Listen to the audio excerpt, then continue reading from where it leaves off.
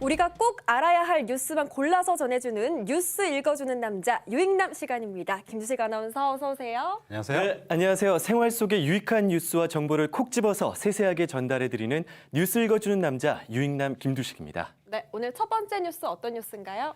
네, 지난주 수요일 학동 재개발 건물 붕괴 사고의 여파가 계속되고 있습니다. 허무하게 희생된 17명 사상자의 안타까운 사연에 시민들이 함께 애통해하고 있는데요. 지자체의 감독 부실과 건설업체의 탐욕이 더해진 이 부인할 수 없는 인재였다는 것이 전문가들의 분석입니다. 네.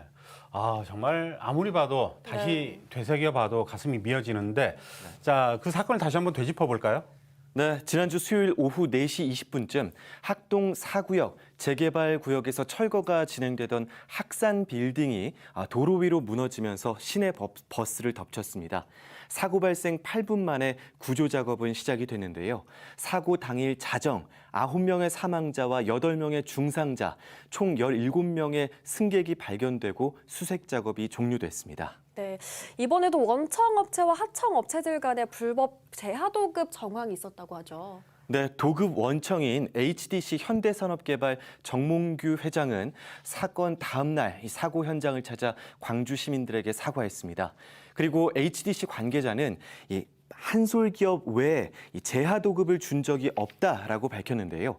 하지만 한솔기업은 건설 철거업체인 다원 ENC의 재하도급을 맺었고 또 한솔기업과 다원 ENC는 백솔건설이란 기업과 이중 재하도급을 또 맺었고 백솔건설은 다시 또 아산산업개발에 재하청을 준 것으로 파악되고 있습니다. 네.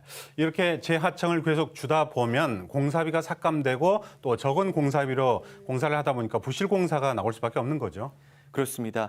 그래서 3.3제곱미터당 28만 원 정도였던 철거 비용이 결국에는 10만 원대로 떨어져서 절반가량 대폭 삭감이 되었습니다. 이것이 말씀처럼 난림 공사로 이어져서 붕괴의 직접적인 원인이 됐다는 분석인데요. 실제로 철거 기간과 비용을 절감하려고 관할구청에 제출했던 방식과는 전혀 다르게 철거가 진행됐다는 주장이 나오고 있습니다. 건물 벽체를 마지막에 한 번에 쓰러뜨리려고 남겨놓는 방식을 썼다는 건데요. 이런 방법으로 건물을 철거하게 되면 마지막에 건물이 한꺼번에 무너질 때 콘크리트 파편이 나오게 되고 사람이 맞으면 최소한 중상입니다. 바로 옆에 시내버스가 지나다니는 대로변에서 할 수 있는 방식이 절대 아니라는 겁니다. 네, 이 한 번에 무너뜨린다는 게 정말 1차원적으로만 생각해봐도 너무 위험한 방식이잖아요. 말이 안 되죠. 네. 이게 한 층씩 차례차례 안전하게 철거를 했어야 한다는 이야기죠. 맞습니다. 파편이 튈 가능성이 있는 경우에는 도로까지 통제한 뒤에 철거하는 것이 일반적이라고 하는데요. 시간은 오래 걸릴지라도 안정적으로 끝마칠 수 있었던 공사를 결국 지자체 관리감독 부실, 또 건설업체의 탐욕으로 대형 인재 사고가 발생했다는 것이 전문가들의 진단입니다. 네. 이런 그 대형 사건 사고가 일어나면 그 뒤에 이어지는 말들이 막을 수 있었는데라는 말이 이어지잖아요. 예. 자, 두 번째 뉴스는 어떤 뉴스인가요? 네, 역시 학동 붕괴 사고 소식입니다. 희생된 9명의 발인이 오늘 오전에 마무리가 됐는데요. 안타까운 사연이 전해지면서 합동 분향소에는 시민들의 조문이 끊이지 않았습니다. 그리고 정치권에서도 사과, 책임 통감, 재발 방지 약속이 이어졌습니다. 네, 여야 할 것 없이 애도의 뜻을 표하고 있고 철저하게 책임을 가려야 한다는 입장을 내놨죠. 네, 먼저 여당인 더불어민주당은 그동안 무엇을 했는지 뼈아프게 자문한다며 다단계 불법 하도급 정황에 대해 철저한 수사로 책임을 묻겠다고 밝혔습니다. 또 대형 참사 공사자들에게 형사 책임을 묻는 건설안전특별법 제도가 실효적으로 마련되도록 최선을 다하겠다고 덧붙였습니다. 네. 오늘 앞서 그 뉴스에서도 보도가 됐지만 국민의힘 이준석 신임 대표가 합동 분향소를 찾았는데 사실상의 첫 공식 일정이죠. 그렇습니다. 이준석 신임 대표는 오늘 국립대전형충원을 방문한 뒤에 바로 광주로 발길을 향했습니다. 합동 분향소를 조문했는데요. 이 대표는 시민들이 위험을 우려해 여러 제보를 했음에도 불구하고 지자체에서 신속하게 반응하지 못했던 것이 반드시 개선돼야 한다며 철거 공사 과정에 정치권이나 관계자들의 유착이 있었는지 수사력을 총동원해 책임자를 가려내야 한다고 강조했습니다.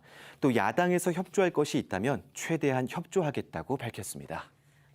네, 너무나 많은 소중한 생명들이 너무 허무하게 희생이 됐습니다. 다시는 이런 일이 일어나지 않길 바라봅니다. 마지막 뉴스 어떤 뉴스인가요?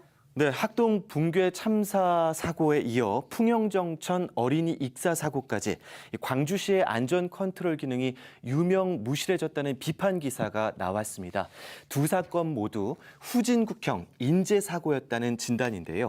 광주시가 2주 동안 안전점검 특별주간을 선포하는 등 시민 안전대책을 내놨지만 땜질식 뒷북 처방이라는 비난의 목소리가 커지고 있습니다. 네, 이렇게 연이은 사고가 일어나면서 광주시 안전행정에 대해서 시민들의 그 불신이 이어지고 있죠. 네, 2급 간부를 수장으로 한 시민안전실이 제 기능을 못하고 있다는 비판이 나왔습니다.